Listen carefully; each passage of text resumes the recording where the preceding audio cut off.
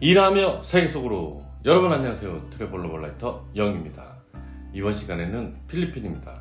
요즘 과거로의 여행이 제 채널에서 그나마 인기가 있어 당분간 과거로의 여행을 준비하던 중 제가 1년 정도 살았던 필리핀을 준비했습니다. 저는 1년 정도 필리핀에 살면서 주로 있었던 곳은 바기오이고 마닐라, 세부, 보라카이, 클락 등에서 지냈습니다. 필리핀은 우리나라에서 비행기로 4시간 거리에 있으며 다양한 곳에 다양한 노선이 있어 인기 관광지 중에 한 곳입니다. 저는 처음에 30살에 첫 회사를 그만두고 어학연수를 하러 한국인이 운영하는 스파르타식 영어 캠프 학원을 가러 필리핀에 갔습니다.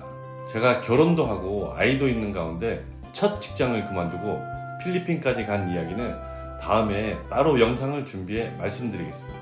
아무튼 그렇게 거창하게 말하면 어학연수, 쉽게 말하면 영어 배우러 필리핀에 갔습니다.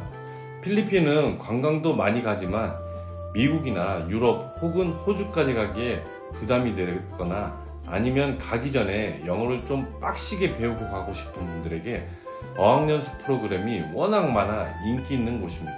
저도 제가 준비하고 있던 시험으로 유명한 스파르타식 학원을 찾아 필리핀 바기오라는 곳을 가게 되었는데, 바기오는 바다가 없는 동네이지만 고산의 도시가 형성되어 우리네 겨울에는 아침 저녁으로는 제법 추운 곳이어서 필리핀 사람들에게는 이색적인 날씨로 인해 많이 찾는 도시이고 대학이 많이 있어 바기오는 필리핀에서도 인기 있는 도시였습니다. 그리고 제가 살아보거나 여행 다녔던 곳을 말씀드리면 마닐라는 역시나 필리핀의 수도답게 사람도 많고 큰 건물도 많은데 필리핀에 어디가 좋다 아니면 다른 어디가 좋다 이런 말들을 해도 자연 환경일 뿐이지 역시나 필리핀 수도로 몰려있는 곳이라 생각하시면 됩니다. 그런데 그만큼 빈부격차가 어떤지를 보여주는 도시 같습니다.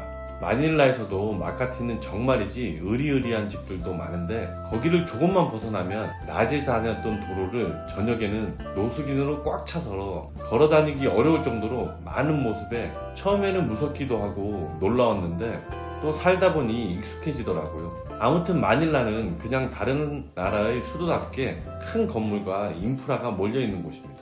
다음은 세부인데 저는 필리핀에 살면서 처음 여행했던 곳은 보라카이고 다음은 세부인데 한국분들이 많이 찾는 두 곳이다 보니 저도 필리핀에 사는 김에 가보자 하는 마음으로 갔었는데 세부는 보라카이와 달리 엄청 큰 도시더라고요. 세부를 몇 번 가본 지금은 세부는 한국에서 부산 같은 느낌의 도시입니다.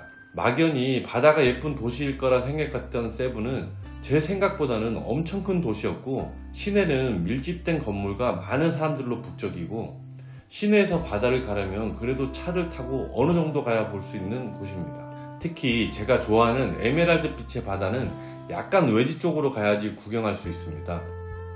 나중에 우연한 기회에 한국에서 세부로 가는 패키지 여행에 현지 합류를 했는데 공항 근처 호텔에 머물며 세부의 맛집과 핫플레이스를 물어보려 리셉션 직원에게 물어보니 본인은 막 탄 사람이라 세부 잘 모른다 말을 듣고 무슨 말인지 별로 돌아다니는 것을 좋아하지 않는 사람인가 생각했는데 세부를 여러 번 가다 보니 우리가 이용하는 공항이 있는 곳은 막탄이란 작은 동네이고 거기에서 차를 타고 다리를 건너야 세부란 것을 나중에 알게 되었네요. 다음은 보라카이입니다. 누가 뭐래도 필리핀 최고의 휴양지 보라카이입니다. 물론 100% 제 기준으로 말씀드립니다. 제가 보라카이를 마지막으로 간 건 필리핀의 두테르테 대통령의 보라카이 공세 전이었는데 지금 어떤 모습으로 바뀌었는지 가장 궁금한 곳입니다. 보라카이가 워낙에 유명한 관광지이다 보니 너무 난개발을 했고 그걸 보다 못한 우리가 한 번씩 이름은 들어봤음직한 필리핀의 두테르테 대통령이 보라카이를 지역 주민 외에는 출입을 못하게 하며 정비 사업을 했는데 그러다 코로나까지 겹쳐 몇 년을 관광객 없이 보낸 보라카이 어떻게 되었는지 궁금하네요. 보라카이를 제가 처음 갔을 때만 해도 지도상에 아래쪽 화이트 비치 쪽만 호텔이나 음식점이 발달해 있었는데 나중에 가보니 반대편인 블라보 비치 쪽에도 이미 호텔들이 꽉 들어차 해변으로는 비어있는 땅을 찾기 어려울 정도로 개발이 되어 있었는데 관광으로 활력 넘치게 돌아가던 보라카이 섬은 코로나 이후 어떻게 되었는지 궁금하네요. 제가 처음으로 접한 에메랄드 빛깔의 화이트 비치는 굳이 한국으로 치자면 부산의 광안리 같은 곳인데 멋진 해변과 함께 해변을 끼고 모든 것이 다 있는 곳입니다. 그런데 다른 나라를 여행하다 다시 찾은 보라카이에서는 아주 놀라면서 앞서 말씀드린 두테르테 대통령의 보라카이 정비 사업을 마음속으로 지지했는데 그 이유는 그렇게 아름답게만 보이던 화이트 비치에 다른 곳의 에메랄드빛 해변과는 다르게 산호가 없는 것을 느끼고는 겉으로는 아름답지만 어쩌면 이곳은 죽은 바다일 수도 있겠다는 생각을 했었습니다. 보라카이가 막히기 전까지 우리나라 분들도 많이 사셨는데 보라카이에서의 부의 상징은 벤츠나 BMW가 아니고 골프카트였습니다. 정확히 어떤 면으로 탈 수 있었는지는 모르겠는데 몇 년 전 한 달 살기를 보라카이에 살 때 골프카트 타고 다니시는 분들을 많이 봤었는데 부럽더라고요.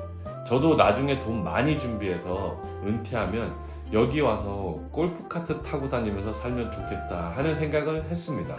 그만큼 보라카이는 작은 섬에 모든 게 다 있고 교통도 골프카트 하나면 충분한 동네입니다. 그리고 보라카이는 제가 자세히 말씀드릴 수가 없네요. 그냥 좋습니다. 아주 좋습니다.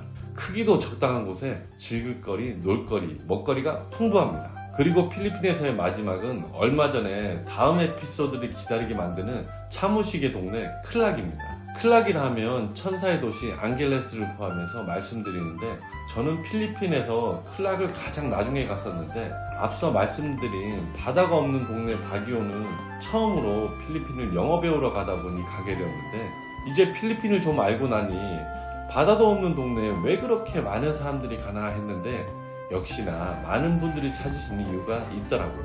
물론 보라카이나 세부 같은 에메랄드 바다는 없지만 수도 마닐라의 인프라와 교육도시 바기오와 세계 어느 도시에서도 볼 수 없는 사이즈의 한인타운과 괌 같은 깔끔함이 그렇게 크지 않은 곳에 복합적으로 섞여 있는 도시다 생각합니다. 역시나 바다가 없어서일까 얼마 전 가족들과 클락에 가는데 저희랑 같은 비행기에 타신 한국분들은 저희 가족 빼고 모두 골프백을 가지고 가시더라고요. 아무튼 필리핀을 유학하면 필리핀은 7,000개가 넘는 섬을 가진 섬나라답게 수산물이 풍부하고 바다가 멋진 곳입니다. 과거로의 여행을 준비하다 보니 찍어놨던 사진이나 동영상이 별로 없어 오늘 준비한 영상은 여기에서 마쳐야겠네요. 그럼 다음 영상에서 뵙겠습니다. 여러분 안녕히 계세요.